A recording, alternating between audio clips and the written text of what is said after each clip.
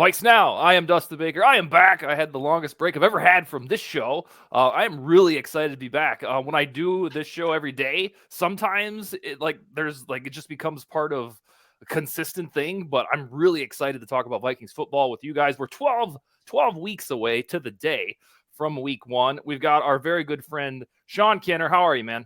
Man, I'm great. I'm feeling the same way. Excited to talk Vikings football. I mean, we didn't have the vacation you just had, but we're excited to talk Vikings football here. But no, feeling good, man. 12 weeks. It seems so close, but yet so far away. Yeah, I agree with that synopsis. Brevin, I want to tell you, we were on our way to the Norwegian city of Bergen, and I wanted to see if anybody had produced any shows while I was gone. And we we started watching yours in the car, the one where Nice. the one where you said that apparently he could just go to Norway. And Yeah. my family plus Yannick, you had the whole car laughing. We were on a ferry actually, and so kudos to you for holding down the fort while I was gone. Thank you. I try my best. It was wonderful. How you been? Pretty good. Happy Father's Day to all the fathers out there. I guess I'll even extend it to the dads that are watching the show that are probably Vikings fans and are probably making their kids be Vikings fans, which is borderline child abuse, but they can have them too. That's how it goes. Yep. All right, so we got probably about 30 minutes to chat about these Vikings. Brevin, I'm going to let you kick it off for Sean Kenner. Yeah. So I guess this is an easy kind of question to answer. Just there's been discourse about Jordan Addison, and a couple weeks ago, I don't remember the exact source of it, but like somebody said that Jordan Addison was like just, I think it was a fantasy guy. It was like just not this wide receiver we think he is, which he was a rookie last year, so he's not his final product, so we can't freak out too much. I'm on the boat. Like, I don't know if Jordan Addison will be a second wide receiver one, but maybe my view is skewed just because my wide receiver one is Justin Jefferson, and there's not going to be another Justin Jefferson. But where are you at on Jordan Addison? Do you think that explosion is coming, or do you think with how polished he was coming out of college anyway, he's already kind of close to that peak? Well, to kind of compliment what you were saying, not necessarily compliment, to kind of give, other side of the spectrum. We've seen reports out of camp that Jordan Addison has looked like levels above any outside of Justin Jefferson Yeah. of every other wide receiver on the team. So when it's this early in the off season, it seems like people are just throwing out storylines that's going to stick.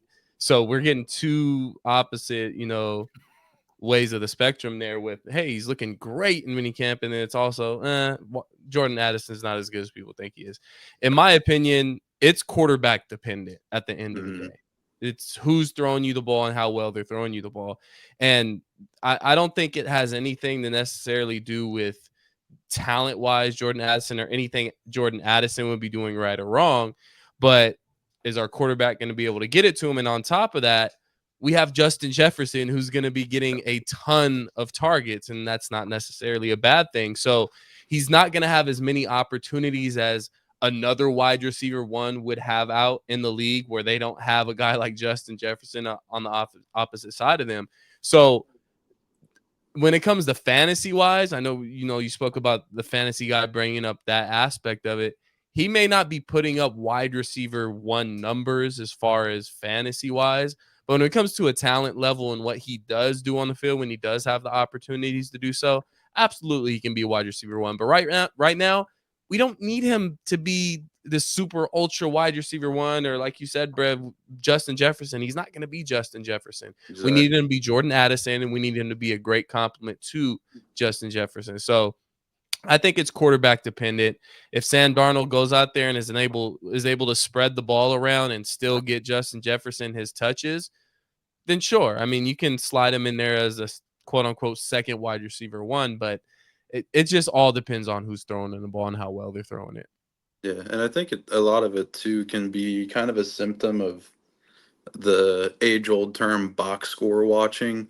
I myself am completely guilty of sometimes basing my opinion on a player based on their yards, receptions, touchdowns, and touchdowns. That's a whole completely different. I think that's an almost completely pointless stat for a wide receiver a lot of the time. But yeah, it just to your point, when you've got Justin Jefferson and you've got TJ Hawkinson when he's healthy, now you're going to have Aaron Jones and you're not going to have a world beater quarterback yet, potentially. Yeah, it's just you can't really look at that box score when it comes to these wide receivers, and Jordan Addison very much so digging deeper past the box score numbers. He struggled a lot against like beating man and zone coverage just in general, but a lot of that not being able to beat press man is just like I guess his frame and year one of being in the NFL. So in camp, I think that's the main thing is to see if he can beat those coverages and just be another weapon in the plethora of artillery that the Vikings have for Sam Darnold or JJ McCarthy going into this year. I mean, there's no better place for him to be in the wide Right. receiver room he's in now. Not only Yep. Justin Jefferson, but Keenan McCardell coaching him up too. I mean, he's right where he needs to be if he's going to take that next step. Yeah. Brev, you poured cold water on my favorite thing about Jordan Addison. My favorite thing about Addison is he scores touchdowns. Right. Yeah. Justin Jefferson accrues yards at a really wild level, but to a degree, he has a little bit of Julio Jones in him where you're like, shouldn't you have 12 touchdowns? Like, and we were spoiled by Randy Moss 25 years ago, who would get all of it, but would be guaranteed 10 touchdowns. But at least in year one, I love that Addison accrued 10 touchdowns with the 900 yards when we have the other guy who could do 1,600 yards and 6 touchdowns as part of his MO. So I like that they balance each other out because we need exactly what Addison does. Those big catches that like those touchdowns against San Francisco, against Cincinnati, when you're like, what did I just see? What did I just see there? Yeah. Like the one in Cincinnati, it seemed like he just scooped it off the field. Like so you know what? I'm going to take this and I'm gone. Or the one against San Francisco when he stole it away from what should have been interception. If we have a guy like that who's like a Houdini, it's just a perfect compliment to Jefferson. All right, so I've been starting to think about what next offseason will look like. I'm obviously really excited about 2024, but I'm going to rattle off some names. Sean, these men are in the final. First of all, the Vikings are going to have about 35 free agents next March. And I focused on the ones who are not necessarily newcomers, like Sam Darnold will be a free agent, Aaron Jones will be a free agent, but the guys that have been with the team. So I want to rapid fire go through these players, and I want to know, will they be back on the 2025 Vikings? So I'm going to start with Patrick Jones. I think he will. He will be back. And so he'll obviously make the roster this. Yeah. Okay. I think I'm not going to say it's going to be a breakout season for him, but I think he's going to get some opportunities. And he played well last year when he did get his opportunities to play. He had some flashes. So I think he sticks around. He's just for depth at the position. Okay. And then for more context for viewers, these are basically free agents to be that aren't like guys on 1-year deals right now that you know ingrained in what you know of Vikings football. So with that said, Kene Nwangwu, will he be back after this season? I think Kene's gone. Will he stick around to return kicks this year? I think he'll return kicks this year. Okay. But it also depends on his performance this year too. If he goes out and he has a great year where he puts up big numbers, I think that leans even more to the favor that he's gone after that, because somebody's going to give him money. And I mean, we could be on a splurging spree or a spending spree next off season. He could be one of those guys, but I like Kene, but it all depends on what you're looking for to get paid. So yeah. I don't think he's back after next year. And how much of a difference this kickoff return rule makes. You never know. It sounds like it'll be a big change, but when the other leagues did it, it didn't really do anything. As I think we talked about it on the show recently. Byron Murphy, 1-year deal left on his cornerback contract. Will he be a Viking beyond this season? I think he will. And I think the main factor in that is he wants to be here. And he's made it abundantly clear through his agent. He's even told his agent, hey, work something out. I don't want to go anywhere else. I'm comfortable here. I love it here. And I mean, what's not to love? You're the number one corner for the time being, and you're in the best facilities in the NFL, one of the best stadiums in the NFL. You're well taken care of over here. And you're playing for Brian Flores, which it seems like a lot of guys that play defense in the league enjoy doing. So I think he's back, and I think he signs somewhat of a long-term deal, 3, maybe even 4-year deal, depending on what the numbers are. Another defensive back, Cameron Bynum. Absolutely. You can't let him walk out of the door. You groomed him from when you draft him. You draft him as a safety when he played corner in college. And I believe he's becoming one of those guys on the defensive side of the ball, which he may not necessarily be this big vocal leader that's gonna, get into the middle of the huddle before the game starts and give this big hoorah speech.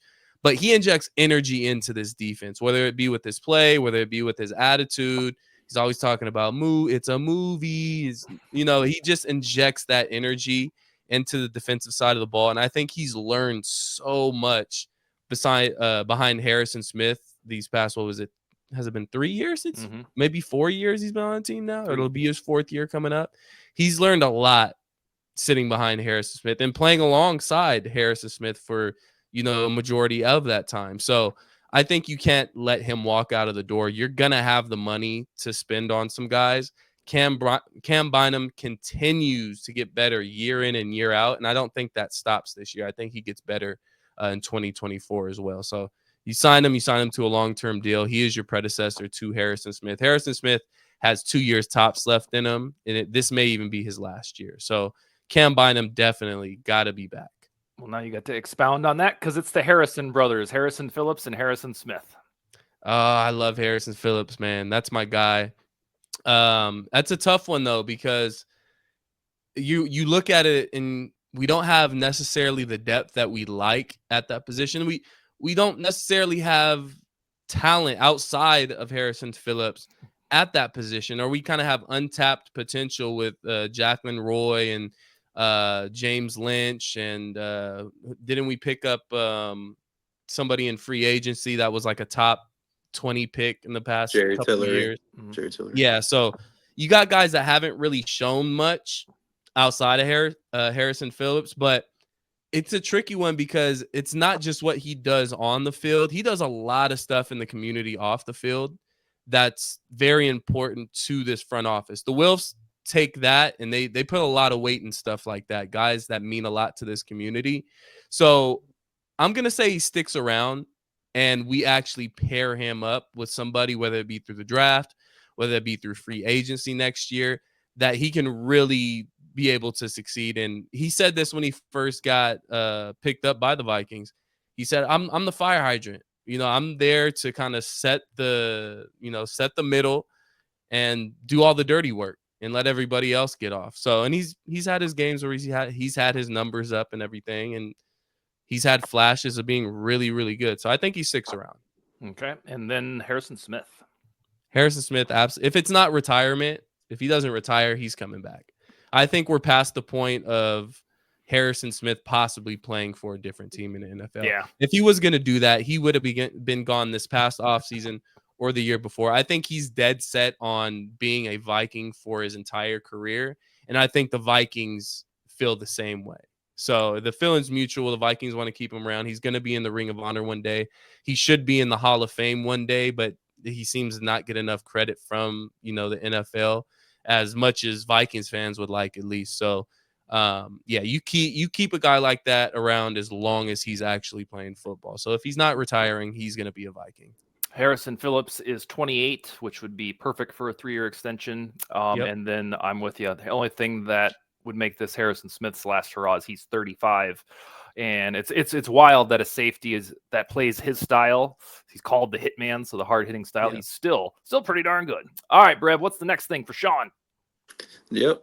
It being the off season means it's Madden season, for better or for worse in recent years. This is kind of the same, just asking what your top 5, who your top 5 players on the Vikings are. But who do you think will Electronic Arts developer of Madden have as the top 5 rated Minnesota Vikings in this year's installation? Well, I think they already released that JJ was a 99. He's part of the 99 club. It's those are he probably will be, but the ratings that are getting leaked out are from the beta, and the beta is completely inaccurate. They're using last year's ratings. Well, I think we can all agree Justin Jefferson is going to be a number one guy, whether it's a 98, 99. He's going to be the number one guy on there. Yep. And I kind of just listed probably the top guys and kind of gave them a rating or a prediction on a rating that they probably will be. And I may be off, but I feel like I'm pretty close. But second in line, I put Christian Darrisaw, and I think he's actually getting proper recognition for his play. There's a lot of people, whether it be the national media or whether it be Minnesota media, that consider him a top 2, top 3 left tackle in the league. So I have him as our number 2 guy, rated at, I'd say, around 91, 92, Mhm. somewhere around there. After that, TJ Hawkinson, I think he's going to be rated about an 87, 88. And then Aaron Jones. I think Aaron Jones is also going to be rated pretty high, probably around an 85. Who else do I have here? And Harrison Smith, the guy we just talked about. I think his rating's pretty high. Madden's been pretty fair when it comes to Harrison Smith. I feel like they've given him his due for a few years now. They've actually rated him pretty fairly. And other guys that I mentioned, Jordan Addison, I think he's going to be rated around the 84, 83, something like that. Brian O'Neill should be rated around the 84, 85. And then the 2 rookies, I have JJ McCarthy 79, 80, and then Dallas Turner at about an 82. So I threw a couple extra ones in. I like this because I don't know honestly if you play Madden, but Used to, at least. So yeah, you kind of understand the Madden rating system. So for people that like don't play Madden or just like don't understand it, and like, how could you give TJ Hawkinson an 87 overall? He's the 4th best tight end. He should be like a 94. Like that's not how Madden does it. So At all. like Hawkinson will probably be, like you said, in that 87. They might give him a 90 type range. Yeah. But no, you put it pretty accurate. The really the only one I think I disagree with is they really like shit on, I guess, for lack of a better term, like rookie quarterback rankings. I think they might give McCarthy like as low as like a 71, 72. Ooh. Just I guess it depends on the ratings guy, which I wouldn't be surprised. Yeah, and I guess again for people that don't know, the main rating guy for Madden is a Dallas Cowboys fan. So the Cowboys are always like just completely and it's really annoying. This summer, Sean, we'll spend, well, we're already in the summer, at training camp and preseason. It'll be kind of the JJ McCarthy show, of at least us trying to figure out how good he looks. Rightfully so. It's our first rookie quarterback since Teddy Bridgewater.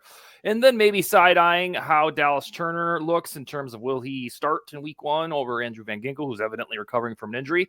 But what I want to know from you, outside of kind of those 2 biggies with rookies, what are a couple of under-the-radar summer storylines from here on out? One that, and it may not be a huge storyline. Well, obviously under the radar, it kind of explains it, but it's something that was discussed about a little bit, and it was just announced. N'Keal Harry moving to tight end. I know it's almost never worked when guys switch positions.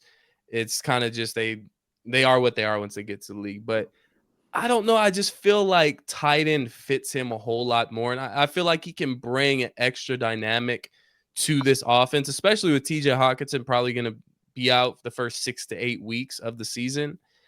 I think he'll have an opportunity he's not going to get a ton of playing time, but I think he makes a difference in the tight end room the first half of the season. I think he might find the end zone once or twice. So I think he has his moments to where KOC, and I think it's fully dependent on what KOC decides to do with Harry and how much time he's going to give him, or if he even makes the 53-man roster. This may be completely pointless in a couple months, but I think KOC will put him in positions where he can succeed and he can use his athleticism from moving from wide receiver to tight end. He has the size, he has the ability. So N'Keal Harry, I'm actually somewhat excited to see what he can do at the tight end position. And he's going to get his opportunities. We're going to see in preseason. And hopefully if the 53-man roster gives him a spot, maybe we'll see him early on in the season. So, yeah, I think the only hurdle he has in terms of getting a trial is the Vikings now have like way too many tight ends. Yeah. Like it's kind of like how it feels at edge rusher. We went from panicked about Danielle Hunter to like, oh my God, is Patrick Jones, Andre Carter going to make the team? It's a good problem to have. So a tight end right now is TJ Hawkinson. And for a 53-man roster, that might not matter because he'll be back in October, November, whatever. And then there's Robert Tonyan, Johnny Munt, Josh Oliver, Nick Muse, the Sammy Reyes guy, Trey Knox. So they have like 7 tight ends, and so that's the only real hurdle to even see if N'Keal Harry can do the thing is can he get a roster spot? And then will he be the guy that gets the TE1 targets, or is that Tanyan or Munt? There's a bunch of bodies. Do you got any more summer storylines that we're sleeping on? I'm actually gonna backpack and kind of stick in the same position group, and I don't think it's being talked about enough, and that's CJ Ham. I think CJ Ham is gonna be in the mix there as kind of like a H back to like a Klein Saucer type of guy, to where you can bring him in the backfield. You can still line up at fullback when you do want to run the eye. But I think we're gonna be seeing CJ Ham kind of lined up like a tight end a lot of the times, and we've heard throughout minicamp and OTAs and everything that he was doing a lot of catching this offseason. So I think he's going to get some opportunity. He's going to get some run kind of at that H-back position. He's going to get a lot of opportunities to catch the ball. And I think that's a sneaky storyline going into this this season that nobody's really talking about. Because, I mean, we've discussed it before when KOC first got hired. Where are we going to kind of fit CJ Ham? You know, like KOC doesn't really run an offense where we're going to run, you know, 2 tight ends, a fullback, and, you know, kind of just smash mouth football. Like we've kind of always been wondering, where is CJ Ham going to fit into the equation? Is he just sticking around because, kind of like what we mentioned earlier, is he kind of one of those community guys where he's just a great locker room guy? He's from Minnesota. He's one of those guys you want to keep around for a long time because we're paying him pretty fairly. Like he's not just signing the vet minimum and kind of hanging around. Like he's getting paid at the top of his position group, if I'm not mistaken, top 5, if I'm not mistaken. So I think we see CJ Ham get some run kind of at that H-back tight end type of position. When the Vikings hired Kwesi Adolphus-Mensah a little over 2 years ago, 2.5 years ago now, it was kind of sold to us as he's the analytics guy, the Moneyball general manager. When the Vikings extended CJ Ham, that proved to me that although Kwesi is an analytics guy, he's not the ultimate Moneyball general manager, because the way that Moneyball was orchestrated by the Oakland Athletics in 2002, basically every player as a commodity was given like a price or a score. And whatever Hams would be on the spreadsheet of the Vikings wouldn't be very big because he doesn't really touch the ball at all. And so when the Vikings re-upped with him, it made me realize that, all right, Kwesi might, you know, have the numbers at his disposal, but he will go with culture guys and leadership presence, because that's kind of the inverse of what Moneyball is. You don't really give a damn about culture guys or locker room guys.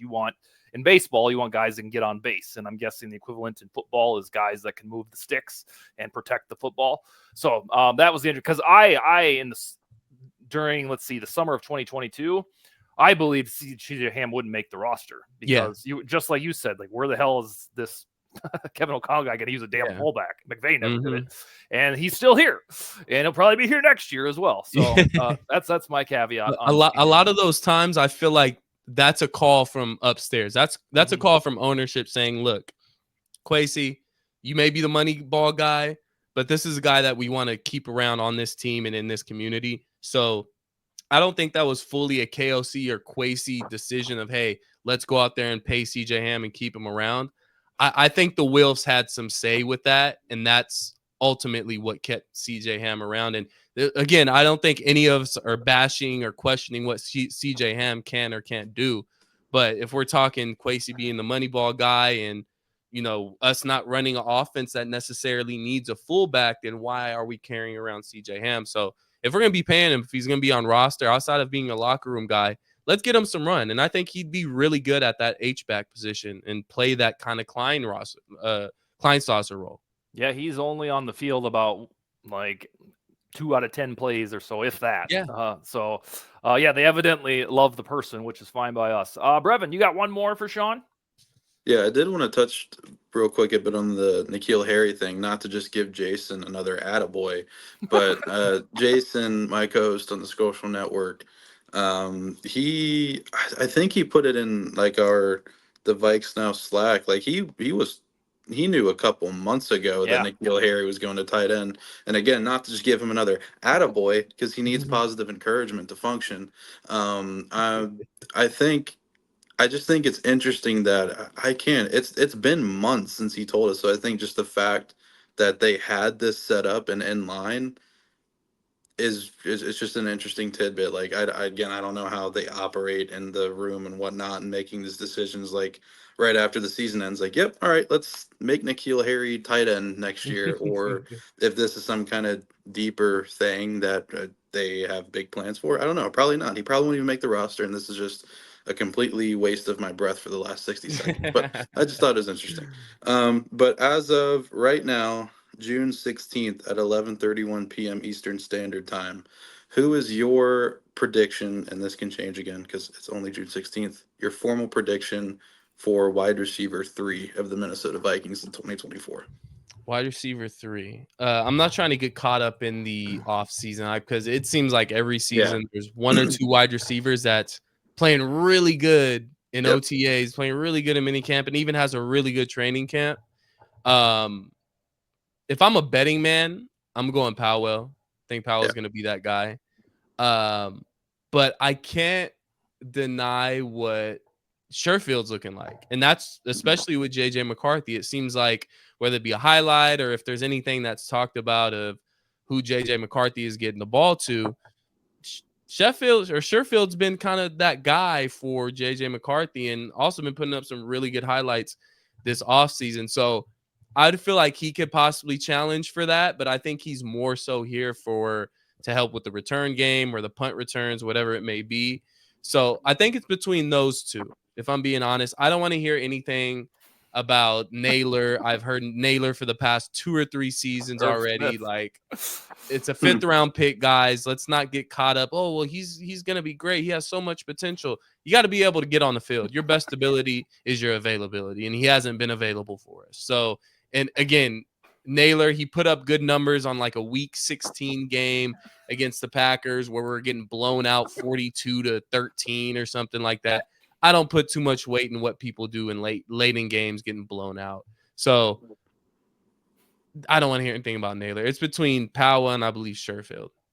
Yeah, I'd love to say that Naylor's going to finally explode, but this year's the first year I'm going to stop lying to myself that Jalen Naylor's probably going to be the guy. It would be nice, but Yeah, I stopped doing that when Irv Smith, I think after the first 2 years, when I was right there with the rest of you thinking breakout year, I've learned, like, don't forecast a breakout year until you actually see some semblance of a breakout. Exactly. And I know that Jalen Naylor has the tools to be a WR3, but then why didn't he do it last year when Justin Jefferson missed almost half the season? Like, everything was there, and he was either hurt or just didn't do anything. I guess I would bet on Powell if I was going to publish a roster projection. When I watched him play last year, to me, he looked like a WR4. And I was like, great. And now he's in line for WR3.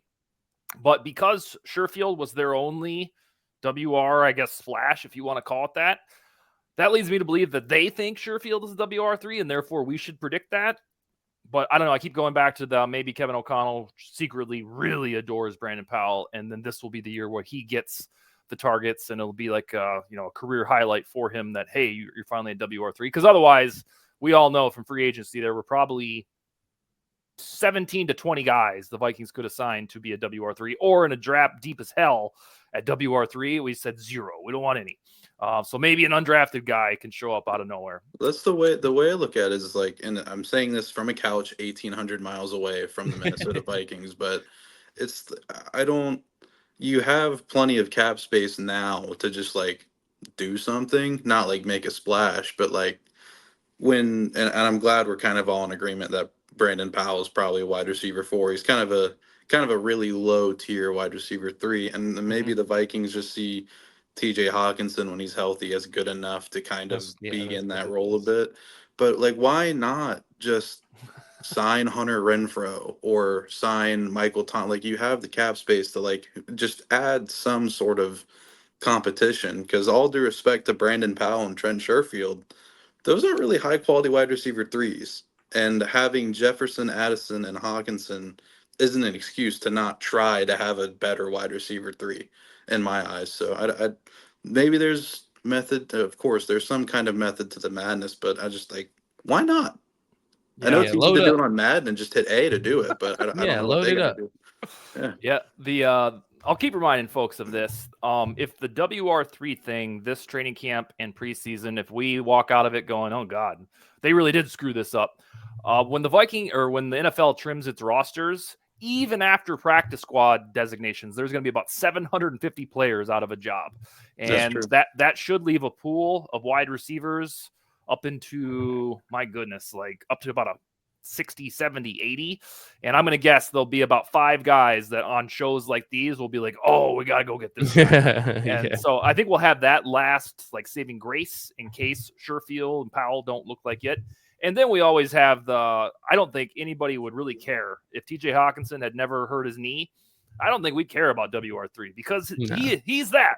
And he might even be WR2 based on a target load. So it's just that I think we're a little bit skeptical. New quarterback, Hawkinson's out. We need somebody that can be reliable WR3. All right, the very last thing, Sean, before we let you go, is excluding rookies excluding players on a rookie deal because every one of those deals inherently provides value. Which Minnesota Viking is the best value per his contract right now? Okay, so I'm guessing Darisaul's not eligible, right? Because he doesn't count. Rookie deal. Okay, so then I wrote down 2 just in case. I would say Harrison Smith. Yeah, I would say Harrison Smith. What's his AAV down to now?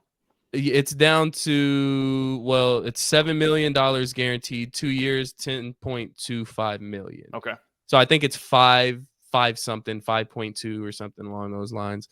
So again, we've talked about how important Harrison Smith is, not just on the field, but what he's giving, the experience and everything that he's giving to these young guys in that defensive back room, whether it be Cam Bynum, whether it be Josh Metellus, which we talked about Cam Bynum being kind of the predecessor to Harrison Smith. I think Josh Metellus kind of fits that role a little more than what Cam Bynum does. Cam Bynum is more of kind of a free safety. He's going to hang around in the back, come up and make tackles when it's needed.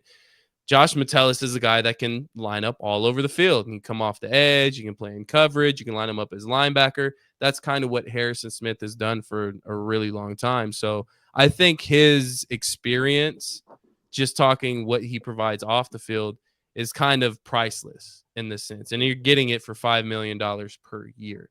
So Harrison Smith, I think, would be you getting your biggest bang for your buck with him because what he provides on and off the field. Amen. Yep, it's weird to say that because I remember when he signed his big extension, was it 2020? People were like, oh my God, it's going to be old when that contract's up. And now that never turned out to matter. Like, I don't think we've ever been like, boy, we should never have signed that deal. And it's a testament to him and his longevity. Oh, definitely. Viking for life for sure. Yeah, hell yeah. All right, Brev, anything else for this weekend? No, I think that's it. I really like that last question because it made me go look, and I just want to shout out Lewis Seen. He's really good at warming that bench, and we're paying him $3.134 million this year. So, shout out to him. Does it say when he does get cut this off season, what do we save on that? Is it guaranteed or what? Post June 1st cut, we would eat $2 million. It looks like. I mean, save $1 million. He doesn't play anyways. Yeah, I guess. I'd rather have Jay Ward out there if I'm being honest.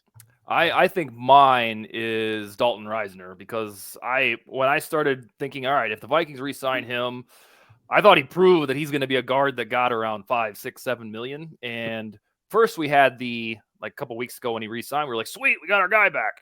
And we're like, wait till the details come out of the deal. And then I saw it and I had to do a double take. I was like, 2.4 million.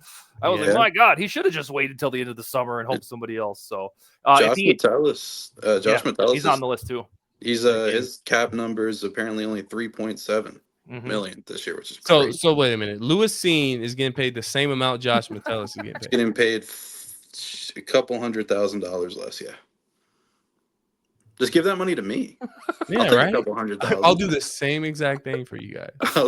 I'll literally provide as much as Lewis Seen does. I'll do content for you too. He doesn't even do that, and we'll push content for you guys. Right up the contract. We'll split it 3 ways. And on that slanderous note, the anti-Lewis Seen takes. All right, we're gonna bid adieu. We'll talk to you probably right after the 4th of July. Would be when we hit your line again, Sean. Okay. Yes, sir. Always available. All right, you gentlemen have a wonderful week. All right. Peace. Take it easy. Later.